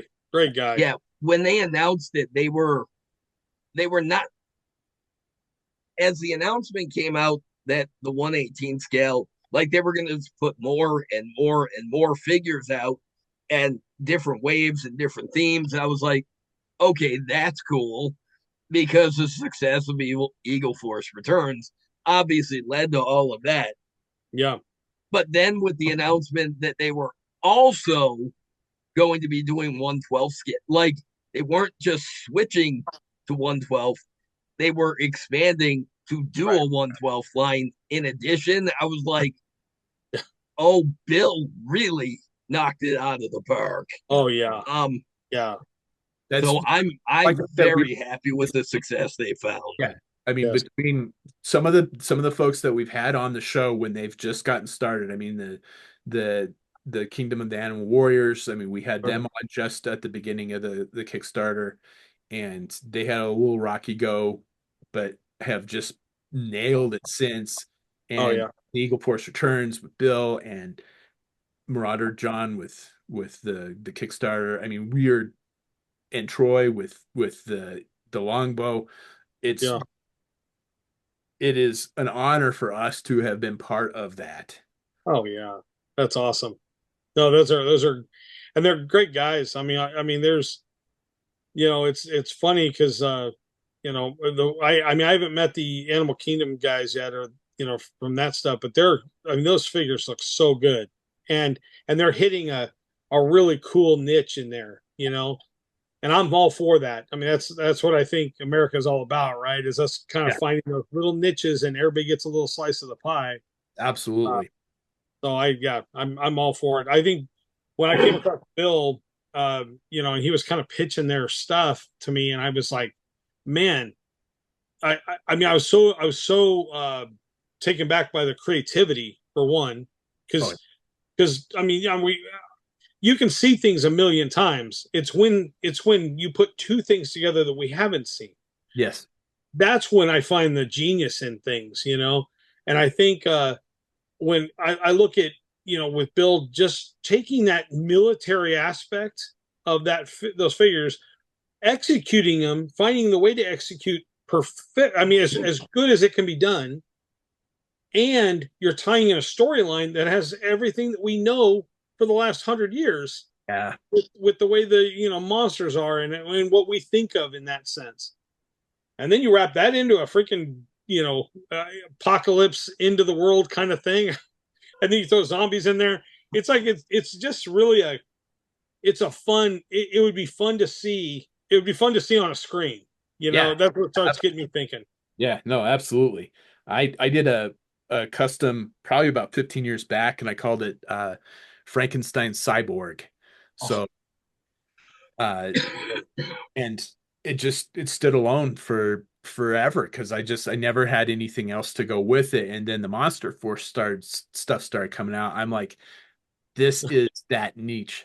it And is. It is, man. I know that. So you asked me what my favorite figure was, and it's funny because I probably would have told you the Donner Party figure is okay, probably I'm waiting to get it in my hands once that second series rolls out. But the concept of that figure, man, oh, dude, it has all those. It definitely checks off all the boxes to me because nice. you have this kind of Frankenstein style figure. Then you have a figure that's kind of traveled through time, kind of like been stuck here all this time.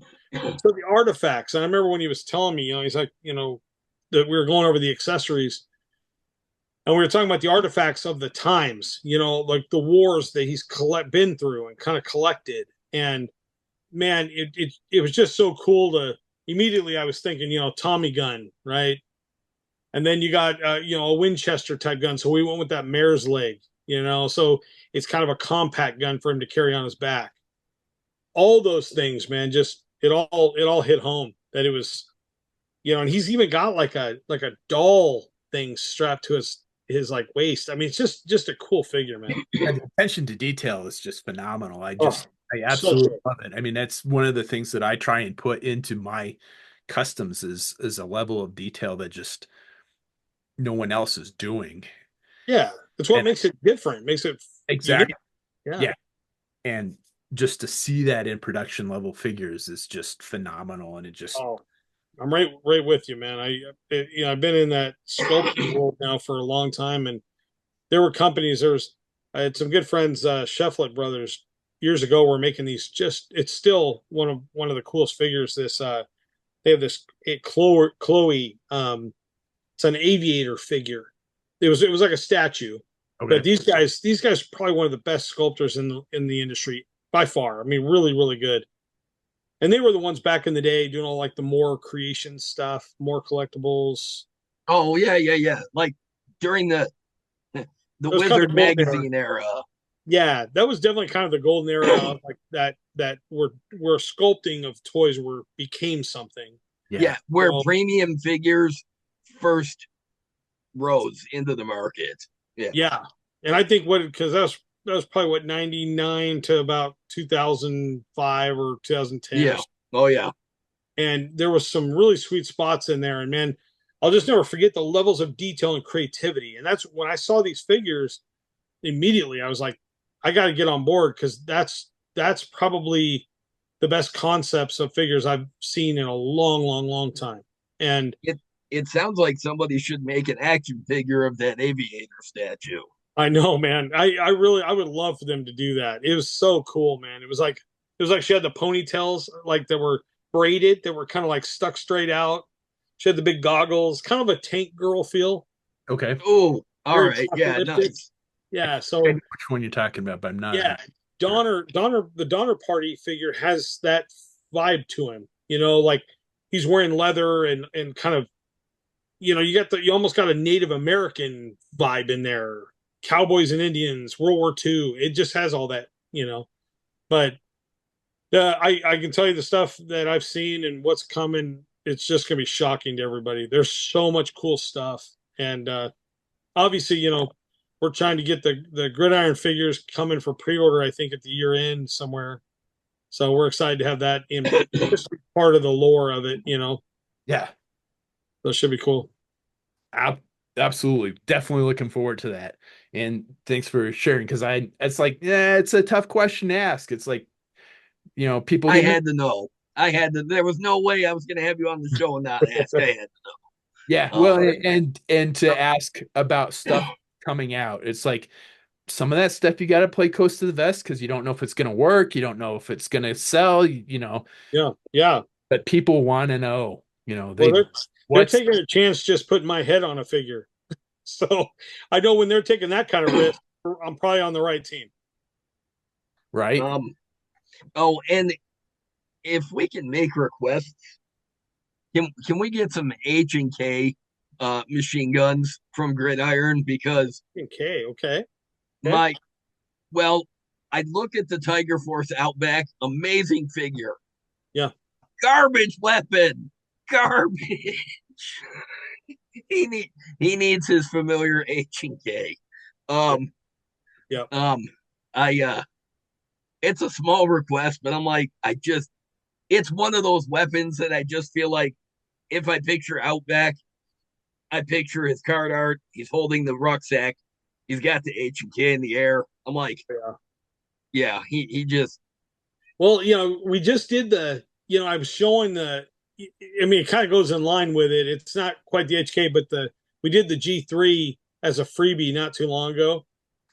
And the G3 is kind of coming from that same HK receiver base, but has like the large round and mag capacity. But it's similar to that, and we are kind of going that way with some. So you'll definitely probably see that thing coming. all right, good, Yeah, good, because yeah, I we want to love see that that type of stuff. expanded on because yeah, that's good stuff. Oh yeah, Um, oh, and one of my favorite accessories you've made is the football helmet. Look, I'm not football in real life is fine. I mean, the Commanders are my team. I sure, still prefer they're called the Redskins, whatever. I know sure. they suck. I don't care. But Good Hey, I'm a team. um Broncos fan, so I ain't got much room to talk. No, this is that's true. they're having some Um problems, man, for sure. Yeah.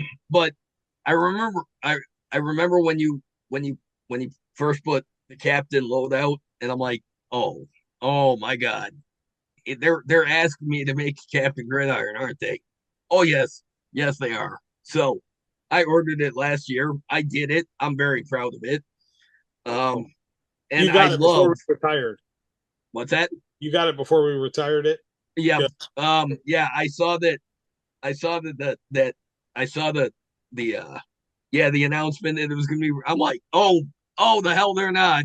Good, man. In fact, A cool set. give me a second. I'm gonna go get that. I just Cool. feel the need to show you that custom. Hang on. Cool. Yeah, it's a great set.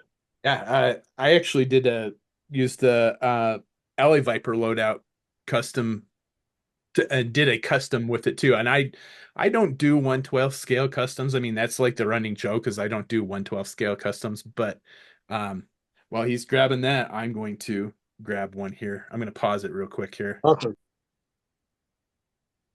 All right. So, yep, I used the I actually can take this apart on this one.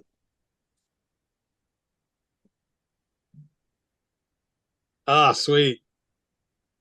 Yeah, No, I had to. I I bought Grunt to leave it alone. I had to buy a second Grunt because I needed his vest. But I love that there's football grenades in this scale.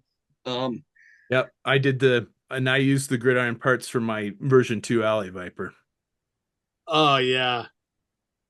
That's awesome. amazing. So yeah, I really like the variety of stuff you guys offer. So um, Thanks, man. and I'm glad that it's going well and that you can keep expanding. I think that's amazing. Yeah, We absolutely. it's hard, man, because it's we really haven't looked back. I mean, it's been just a straight road uphill. I mean, we've I mean, it's funny to think of uh, where how we started, with just a couple weapon sets, and now I think we just hit. I think the I think the bubbles are product number 548. Wow. So Holy shit. I mean, it's been a long road. I mean, that's our 548th set. That is a crazy number. I It's would crazy. not even guess that like a fifth of that. I mean, I know you've got a big variety of stuff, but you Yeah, could search the website all day and not realize that you made 548 sets of yeah. It's um 548 is the SKU we're on, and I think we've only retired maybe 20 to 25 items total. Um, and I would say not everything's always in scale or always in Production. supply. Like we have some that are sold out here and there, but they usually will come back. Um, but the weird part is our 548 SKU numbers, our sets, comprise of almost probably 4,000 parts. Yeah, I was gonna say it's probably the parts numbers for that. It's got to be Part count is huge, yeah. Because I mean, you think the dock loadout alone had like 21 parts in it, right. and like this thing, I don't think anybody understands, but this thing, the legs alone, the articulation, and like we just did 4 points of articulation, the hips and the ankles, but it gave that wide stance and kind of a battle stance that the like this piece alone has can't remember what the count is, but they're literally printed to have a finish that looks injection molded. So when you get these, you'll have to tell me what you think. We've done a lot of new innovative print style with this that we wanted to make, since these were going to be more of a toy, we wanted to make sure that we were concealing almost any steps, print lines, any of that stuff. So there's some very sophisticated engineering that went into how the parts go together to conceal almost all of that. I'm So really looking forward to getting those. I think we hope everybody likes them. I mean, there's something that we've never been able to make something like this possible before. And I am a non-judgmental person in general, but I will question the sanity of somebody who gets that in hand and says, "Yeah, this sucks." I just, No, I and don't. I you know feel like you've got a we'll probably get built-in those guys. customer base, and I remember when Ruben first posted that last Friday, he put the little video up on Instagram, and I'm like, Yeah, I responded with, "Oh my god, it's phenomenal." I'm like, I did not know I needed one of those fucking things until I saw that. I'm like, well, shit. All right. Yeah, I was at Um, work and I was just scrolling down Facebook and I'm like, oh, look at those. Well, I'm gonna need those probably before I finish my stinger. yeah. Totally. It's it's one of those things where I think it is just kind of jumps out of right field. Like it feels so right. Like when you look at it, you're like, oh, that kind of makes sense. Yeah, But when you look at the trouble bubble by itself, there's really no connection there, you know? yeah. you know what? If it wasn't so heavily used in the Sunbow cartoon, Yeah. I don't think that it would have had the longevity. No, I know, It I agree. like I don't think it would have been as popular in the memories of us Yeah. as it was because there were a bunch of vehicles that really didn't show up much in the Sunbow cartoon, and they It don't have a shows. lot of Yeah, it shows. um It did. Yeah, they Yeah. just didn't. They just. um and then even ones that do, like the Stun, it's a popular vehicle. It's not a super popular vehicle. It's Yeah. not super iconic, but I think the trouble bubble is, and it's simply because Sunbow used the hell out of it, and you know it's like because it shows up in Arise Serpentor Arise, and I swear to God, no less than 8 different characters in that miniseries all get into a trouble bubble at some point, including Sergeant Slaughter. So, Totally. so, but really, to make a trouble bubble into a badass thing, that's a hell of a trick you pulled off. Yeah, that's yeah. Well, it's Bad. cool. You know, I think the thought behind it was coming from a genuine place. You know, it was how do we make good use of these in a way that would be cool? And because the trouble bubble's cool, kind of it's in its own way, but there's a couple issues that are kind of blatantly missing, right? Like a flight stand Yeah, becomes an issue. So then just sitting on your table doesn't help you. So this gave you a stand for one. So just on that premise, a really cool kind of way to display the bubble higher than the elevation. But then we started really looking at it and the way the mechanics of how the bubble kind of slips into the curve of the build, that made total sense. So That's that so way, cool. so I think, and then, we were able to print like, we're doing all these like insignias now, and these shields are all like you're getting that as an extra piece. So that way you can start identifying. So if you had like 3 or 4 bubbles, you can make almost squads out of them or have it insignias for each one. I Uh, so we're kind of going that way. You know, I bought the Python Trouble Bubble set because I wanted the Python Televiper because, well, it's Python Patrol, and I'm in for the Python Patrol and the Tiger Force stuff. But I kind of, it's fine the way it is, but I'm not really a huge fan. But I don't know. I was thinking to myself yesterday, I'm like, if I paint this thing black and give it to the Iron Grenadiers, and then they do a black set of those mech legs, I'm like, let's make it pretty cool. Like Which could, the which Iron could Grenadiers have their own like variation on this thing. I'm like, I think that would be really cool. so I I always hate this little game because we can't Don't say want to say everything, too much, but but like uh, Black Legs Friday. Um, you're going to see whole canopies. You're going to see complete new picture the whole thing with the bubble being gone altogether. Let's just say it that way. You know, The bubble's in our way. We just want to make sure we I hit it along the way. you know, If that makes I sense. wondered if there would be like some kind of new enclosure for it that might get rid of the bubble. I'm glad to have that confirmed now. I can't wait till you see it, because when you see the first steps that are going to happen is the enclosure is going to be replaced into something that's going to blow your freaking mind.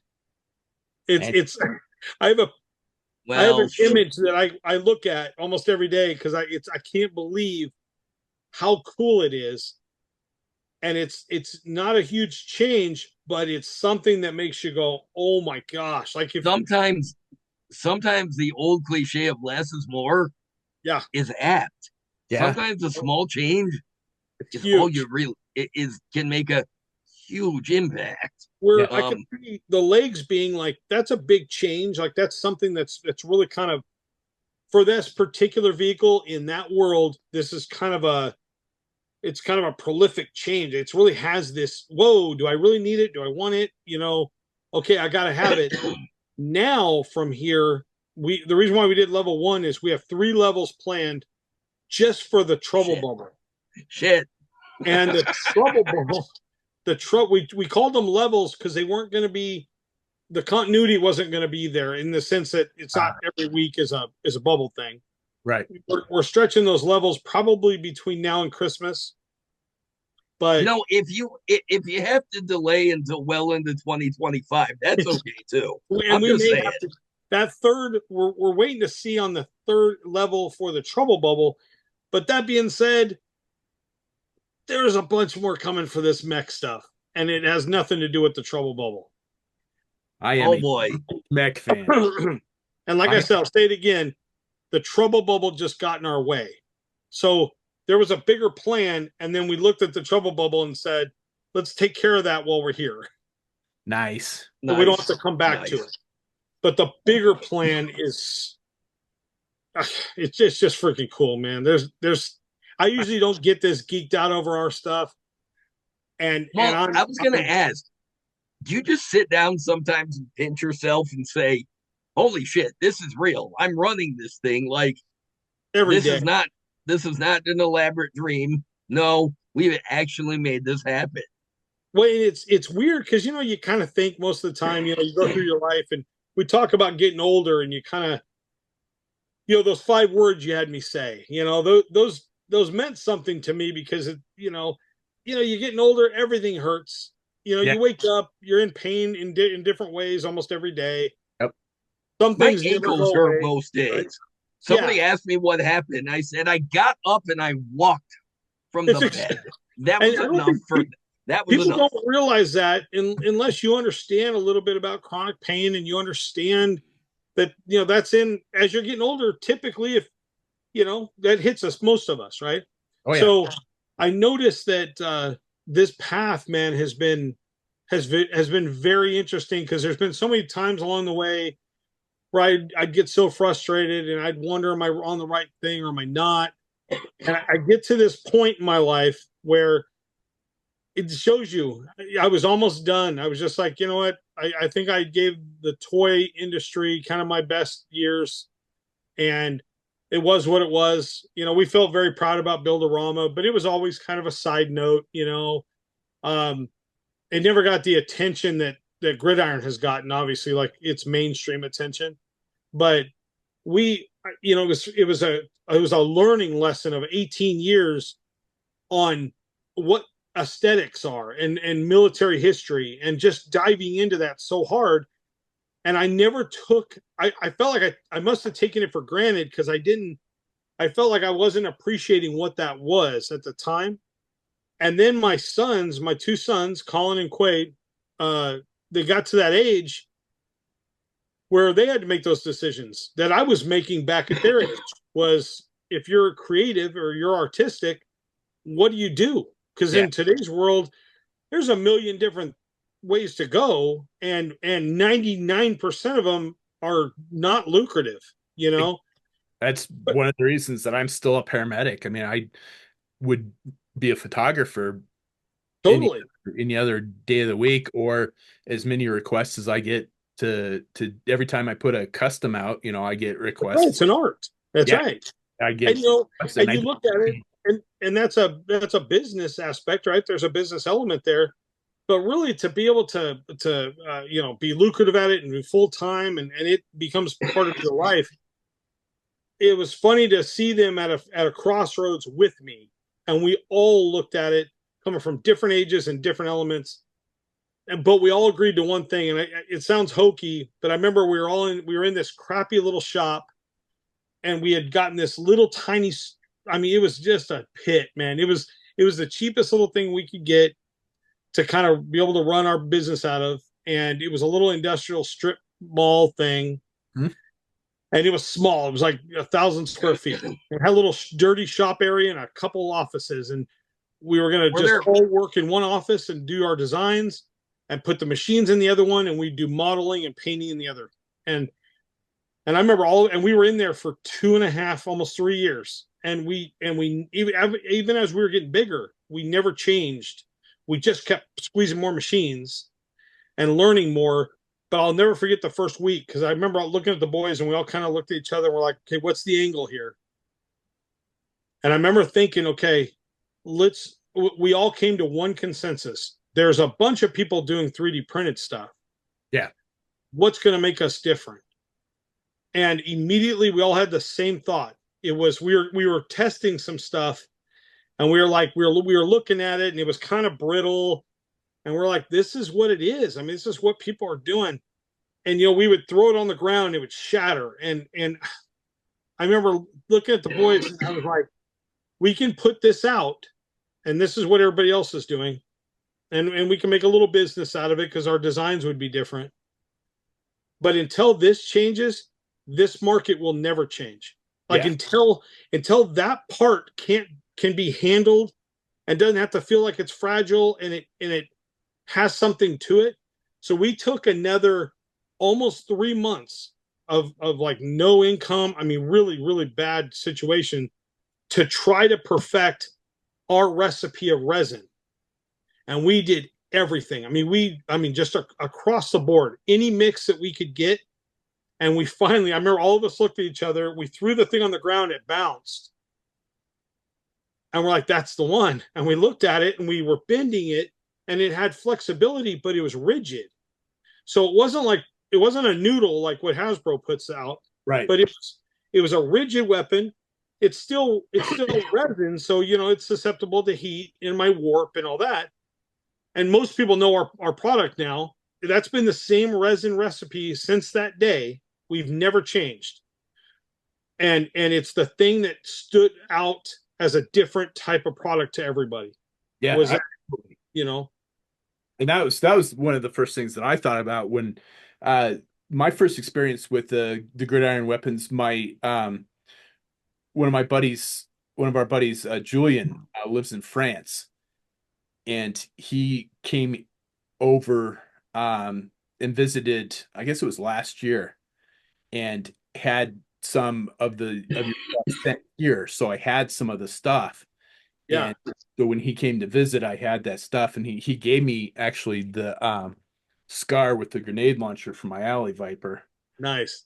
and that was my first experience with that. And I was like, this, because I had kind of avoided it. I'm like, because Yeah, the same reasons that you had stated. It's like, most people were. Yeah, yeah, I get 3D printed heads from some other places, and when I use a macro lens for my customs, and when you can see the striations in my yeah. custom, it's like, It's ah, not the same. Yeah, it just it's like, well, it is what it is. It's the best that yeah, I can't do any. before I ordered from Gridiron, I did that. I went on eBay and I found a few weapon sets that were 3D printed, and the first one that I tried to put in one of the figures' hands, it snapped in half.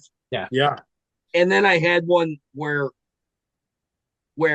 I put the because I like the trigger fingers that Hasbro does on yeah, the yeah. so I had it situated so the trigger finger was through the um was in the right place, but then I had to adjust the gun, Yeah. and then all that was left was the handle with the guard, and the whole top of the rifle broke off, and I'm like, Yeah. fuck.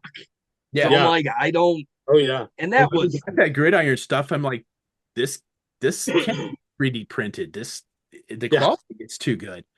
Yeah, a long time. I mean, it was probably 6 months of everybody that was testing it and doing videos. They kept saying, "We don't know what's going on here. It says it's resin, but this looks injection molded." And and we're always very clear to state. I mean, this is 3D printed. We call it flex rigid, is our kind of name for it, because it had that. If you can, if even if you're warped, you can heat and it'll stay rigid. And there's a weird property to it that allows a flexibility that's not in resin.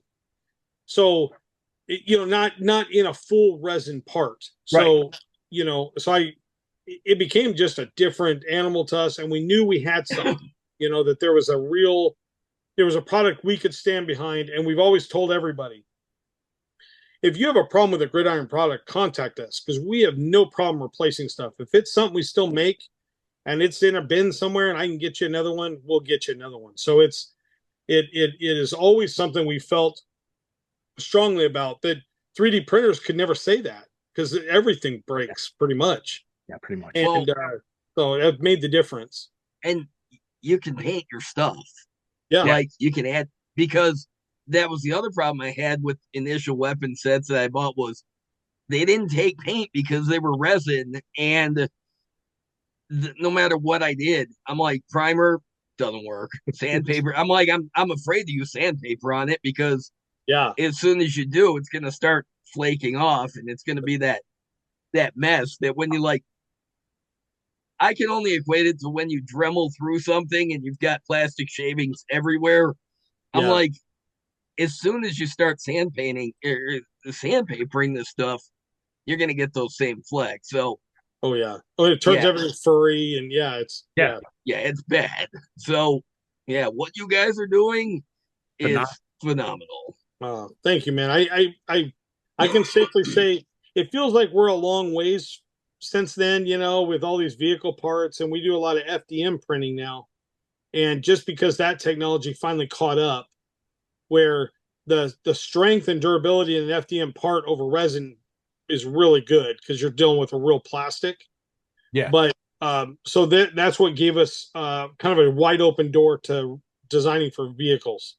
Is we kind of knew, like for the Vamp, some of those, and the Stinger, that we'll still do resin for a lot of those intricate details. And now I think what's making the sweet spot is like the fact that our on the 3D, on the FDM side, the details in the parts can now start to get there. It's not, I would never do guns in FDM; they would always be resin. But we're at a place now, like armor panels and rivets and things that you normally wouldn't do with FDM. We're getting that done. So Nice. it really gives us a base for more accessories. If you think about it, it's like the APC, right? The Mhm. APC for the Stinger, that thing is now just a platform ready to be loaded up. I mean, it's got Oh, absolutely. bars everywhere. So I'll drop another little hint. Okay, one last one. All right. So next week, this week's going to be cool. I mean, it's going to be cool. But next week is we have a special holiday that we like to, we're Gridiron is very synonymous with Halloween. So Okay. there's some cool stuff coming next week that will be let me just say, it's not a phase, but it's definitely bringing on some stuff for your APC and for your Stinger. Nice. And it should let's just say the guys in the swamp, they're gonna like those. So Right on. we're building some stuff that's gonna be cool for that. And I think we're doing a whole week long of it, like at least Monday through Thursday. So it should be fun stuff. But the thing we got coming Friday with all this stuff is exciting too. So yeah, there's from here on through Christmas, man. It's gonna be nuts. Man, yeah, I cannot wait to see what comes up next. And definitely appreciate you, dropping little hints because like I said, I know that's a tough subject to broach. It's like people will get mad if we don't ask, but some of that No, you got to play close to the vest because you don't know how it's going to work. and I want people to have. I love for everybody to get excited. I mean, for us, this is the guys that know that talk to me and meet me. I mean, they know I'm one of you. You know, it's like I'm in. I'm a collector. I'm part of the fraternity. So it's to us. It's the more I can give information and get somebody excited, man. If it makes like going to work more pleasurable because you can think of something else, dude, I've done my job. You know, Right? so it's Yeah, all about. I got to go to work tomorrow because I got to get some money for some more gridiron stuff. That's it, man. When it just we get calls from like you know policemen. I mean, doctors, attorneys. I mean, it's really professionally across the board, and they all have the same common story. You know, it's like thanks for just giving me a break from all this stuff. You know, it gives me something to think about. When I see my gridiron box at home, when I get home, it takes all the worries away. And that's, dude. I mean, can I not be any more grateful for that? I mean, that alone has nothing to do with money. And to me, it's like I can at least check out of this world knowing that had some impact. So it's good. Absolutely. A positive one at that. Absolutely. That's Yeah, all we choose, man. I'm not about the negative side, so it's good. right on. And I think we're getting pretty close to being to the end. Sure. So I think pretty much anybody watching the show is familiar with gridiron stuff. But Yeah. if you're not, be sure and check out the show notes because we will have links to Facebook page, Instagram page, and the Gridiron store. Um, please do all that fun social media stuff, like, share, subscribe, comment, uh, and as always, thanks for watching. Thanks, everybody. Mark, thanks for being on the show. This was awesome. Thanks you guys for having me, man. It means a lot for sure. Absolutely. And we'd like to have you back at some point in time too. Anytime. You tell me. Awesome. All right. And again, thanks for watching, everybody. Thanks.